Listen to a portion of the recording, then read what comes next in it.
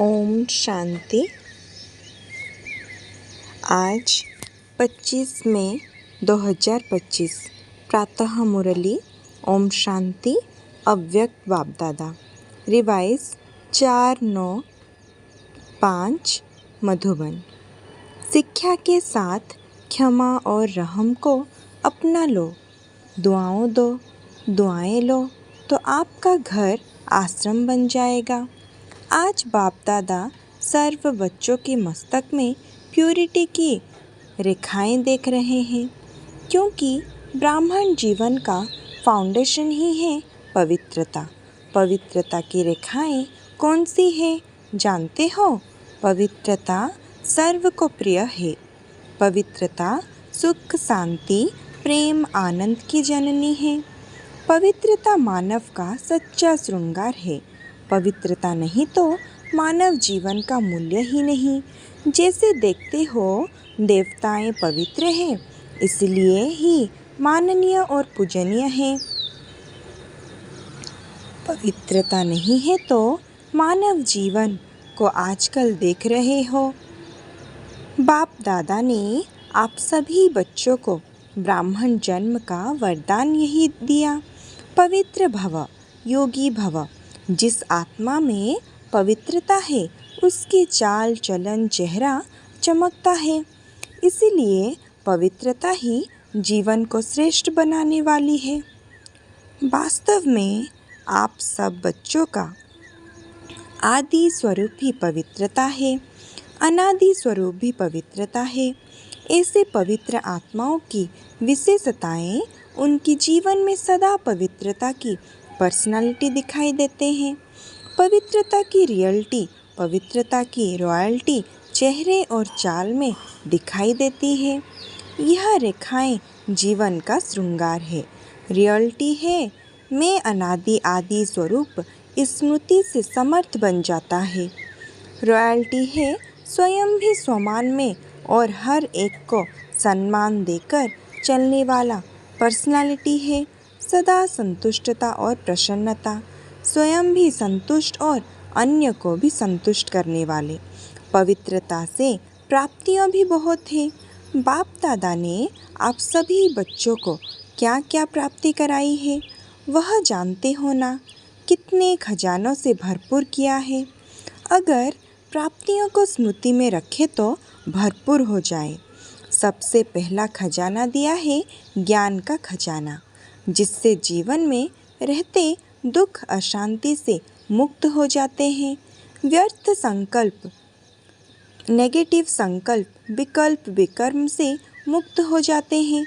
अगर कोई भी व्यर्थ संकल्प व विकल्प आता भी है तो ज्ञान के बल से विजय बन जाते हैं। दूसरा खजाना है याद और योग, जिससे शक्तियाँ की प्राप्ति होती है और शक्तियाँ के आधार से सर्व समस्याएं को, सर्व विघ्न को सहज पार कर लेते हैं। तीसरा खजाना है धारणों का, जिससे सर्व गुणों की प्राप्ति होती है। और चौथा खजाना है सेवा का, जिससे सेवा करने से जिसकी सेवा करते हो उसकी दुआएं मिलती है, खुशी प्राप्त होती है। इतने खजाने बाप द्वारा सभी बच्चों को प्राप्त होते हैं। बाप सभी को एक जैसे ही खजाने देते हैं, कोई को कम और कोई को ज़्यादा नहीं देते, लेकिन लेने वालों में फ़र्क हो जाता है। कोई बच्चे तो खजाने को प्राप्त कर खाते पीते मौज करते और फिर मौज में ख़त्म कर देते हैं, और कोई बच्चे खाते पीते मौज करते जमा भी करते हैं, और कोई बच्चे कार्य में भी लगाते लेकिन बढ़ाते जाते हैं। बढ़ाने की चाबी है खजाने को स्व के प्रति और दूसरों के प्रति यूज करना। जो यूज करता है वह बढ़ाता है। तो अपने आप से पूछो कि यह विशेष खजाने जमा है क्या कहेंगे, हाँ या थोड़े थोड़ा? जिसके पास यह खजाने जमा है वह सदा भरपूर रहता है। देखो कोई भी चीज़ भरपूर रहती है ना तो हलचल नहीं होती है, अगर भरपूर नहीं होती तो हलचल होती है, हिलती है। कोई भी चीज़ को अगर पूरी रीति से भर नहीं दो तो वह मिलती है, तो यहाँ भी अगर सर्व खजानों से भरपूर नहीं है तो हलचल होती है। सदा यह नशा रहे कि बाप के खजाने मेरा जन्म सिद्ध अधिकार है। बाप ने दिया, आपने लिया, तो सब खजाने किसके हुए? आपके हो गए ना। तो जिसके पास खजाने हैं वह कितना नशे में रहता है।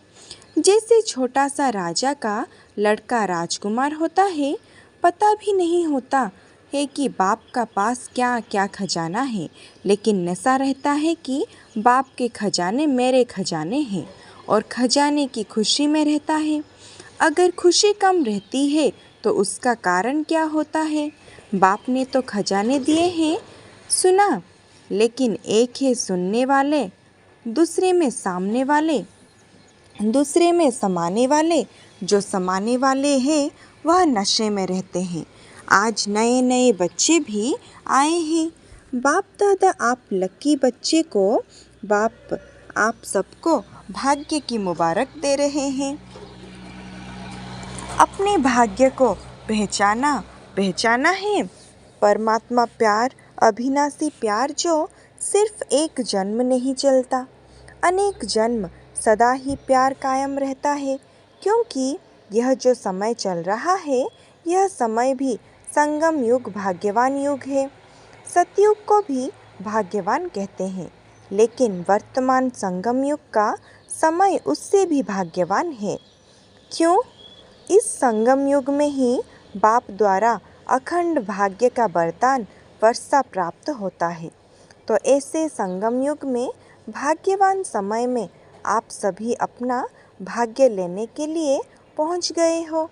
बाप दादा बच्चों को बहुत एक सहज पुरुषार्थ की विधि सुनाते हैं। सहज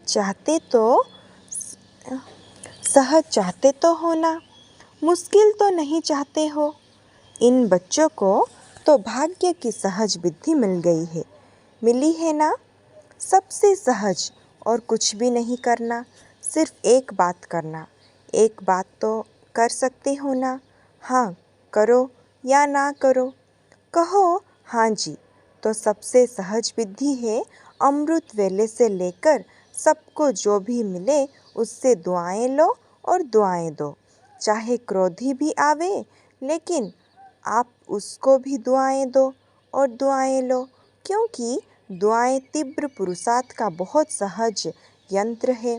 जैसे साइंस में रॉकेट है ना, तो कितना जल्दी कार्य कर लेता है। ऐसे दुआएं देना और दुआएं लेना, यह भी एक बहुत सहज साधन है आगे बढ़ने का। अमृत वेले बाप से सहज याद से दुआएं लो और सारा दिन दुआएं दो और दुआएं लो।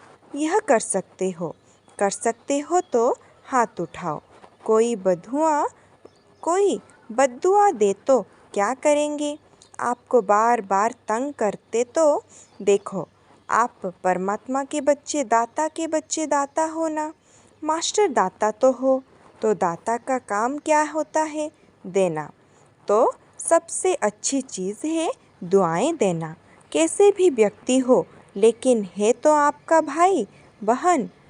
परमात्मा के बच्चे तो भाई बहन है ना। तो परमात्मा का बच्चा है, मेरा ईश्वरीय भाई है, ईश्वरीय बहन है, उसको क्या देंगे? बद्दुआ देंगे क्या? बाप कभी बद्दुआ देता है?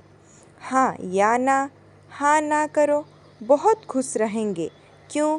अगर बद्दुआ वाले को भी आप दुआ देंगे, वह देना दे। लेकिन आप दुआ लेंगे तो दुख क्यों लेंगे? दुख क्यों होगा? बाप दादा आप आए हुए बच्चों को एक वरदान देता है। वरदान याद रखेंगे तो सदा खुश रहेंगे। वरदान सुनेंगे। वरदान है, अगर आपको कोई दुख दे तो भी आप दुख लेना नहीं। वह दे लेकिन आप नहीं लेना, क्योंकि देने वाले दे। दिया लेकिन लेने वाले तो आप हो ना। देने वाला लेने वाला नहीं है। अगर वह बुरी चीज़ देता है, दुख देता है, अशांति देता है तो बुरी चीज़ है ना। आपको दुख पसंद है, नहीं पसंद है ना, तो बुरी चीज़ हो गई ना। तो बुरी चीज़ ली जाती है क्या? कोई आपको बुरी चीज़ देवे तो आप ले लेंगे। लेंगे क्या? नहीं लेंगे। तो लेते क्यों हो? ले तो लेते हो ना। अगर दुख ले लेते हो तो दुखी कौन होता है? आप होते हो या वह होता है? लेने वाला ज़्यादा दुखी होता है। अगर अभी से दुख लेंगे नहीं तो आधा दुख तो आपका दूर हो गया। लेंगे ही नहीं ना। और आप दुख के बजाय उनको सुख देंगे तो दुआएं मिलेगी ना। तो सुखी भी रहेंगे और दुआएं का खजाना भी भरपूर होता जाएगा। हर आत्मा से किसी भी कैसी भी हो आप दुआएं लो। शुभ भावना, शुभ कामना रखो। कभी कभी क्या होता है, कोई ऐसा काम करता है ना तो कोशिश करते हैं शिक्षा देने की। इसको ठीक कर दूं, शिक्षा देते हो, शिक्षा दो, लेकिन शिक्षा देने की सर्वोत्तम विधि है कि क्षमा का रूप बनने का शिक्षा दो। सिर्फ शिक्षा नहीं दो, रहम क्षमा भी करो और शिक्षा भी दो। दो शब्द याद रखो, शिक्षा और क्षमा रहम। अगर रहम दिल बनने की उसको शिक्षा देंगे तो आपकी शिक्षा काम करेगी। अगर रहम दिल बन के नहीं देंगे तो शिक्षा एक कान से सुनेंगे, दूसरे कान से निकल जाएगी, शिक्षा धारण नहीं होगा।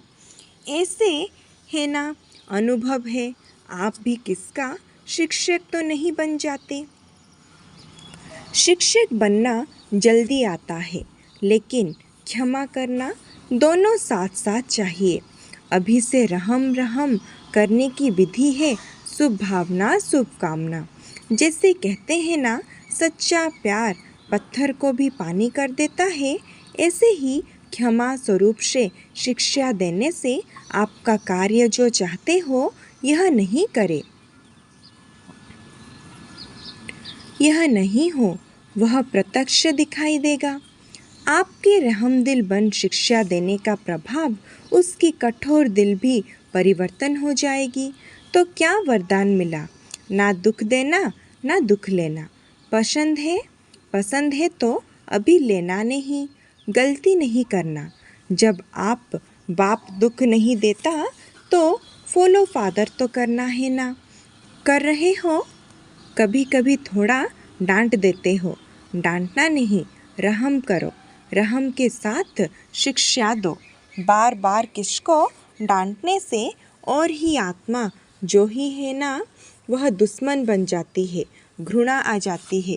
परमात्मा बच्चे हैं ना, तो जैसे बाप पतितों को भी पावन बनाने वाला है, तो आप दुखी हो, दुखी को सुख नहीं दे सकते हो।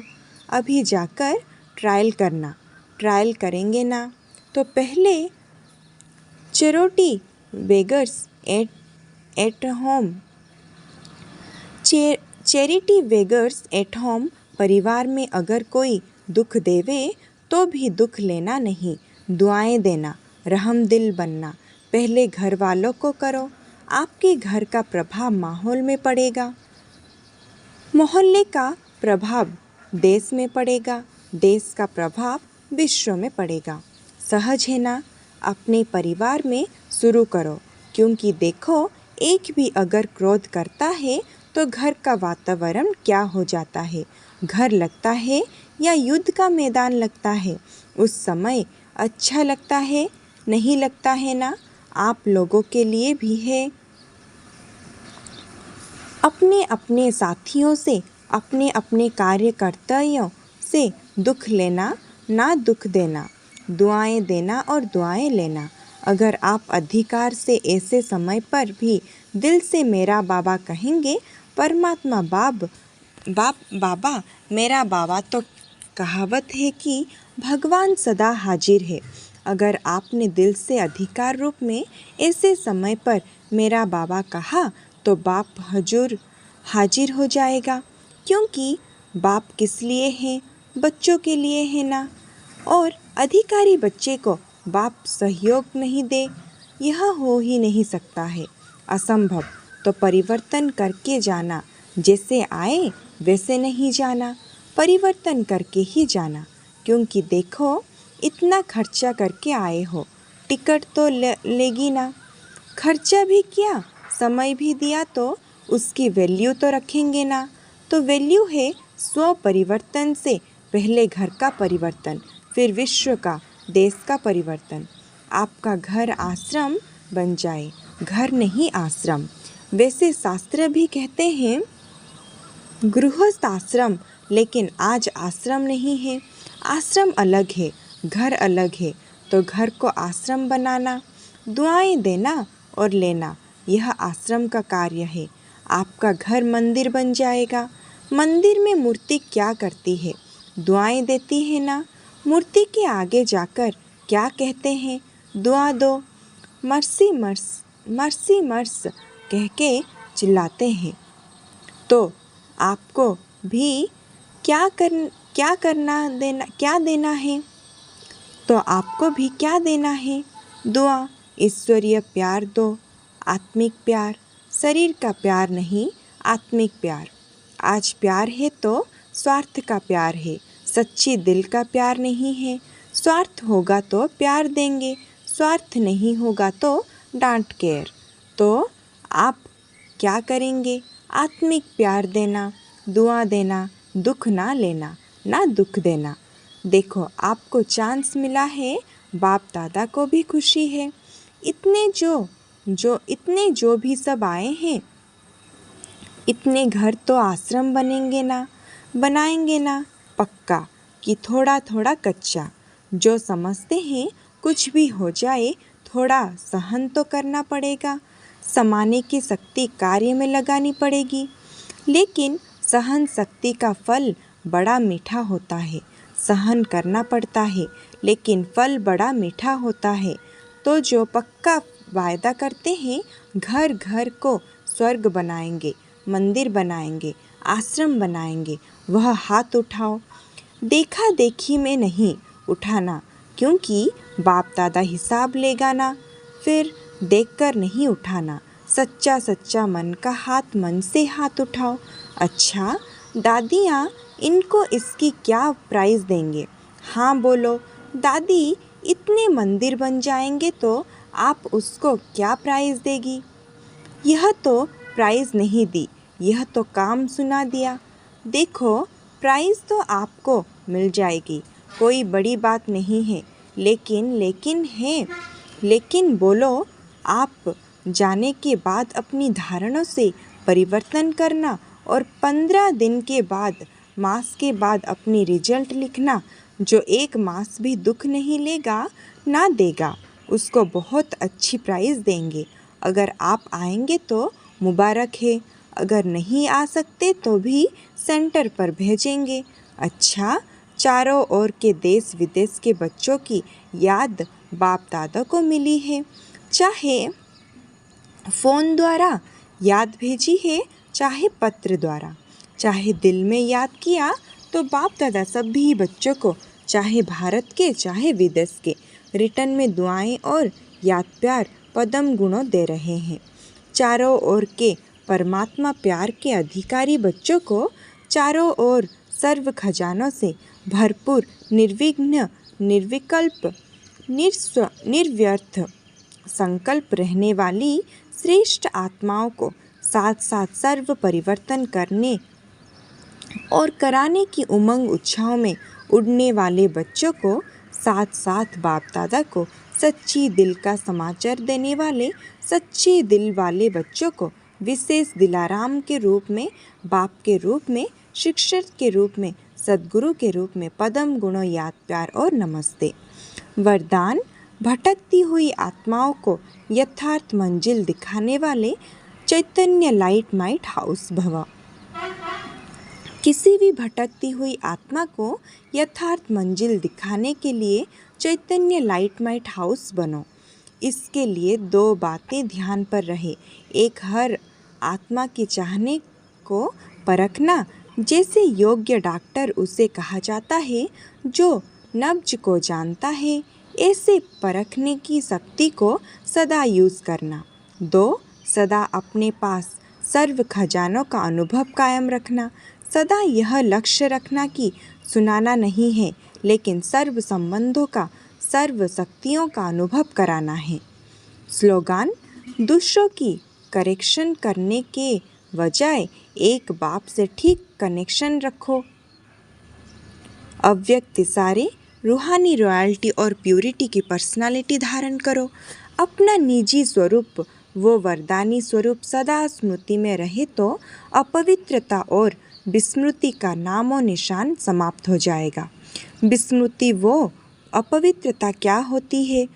अब इसकी अविद्या होनी चाहिए, क्योंकि यह संस्कार वो स्वरूप आपका नहीं है, बल्कि आपके पूर्व जन्म का था।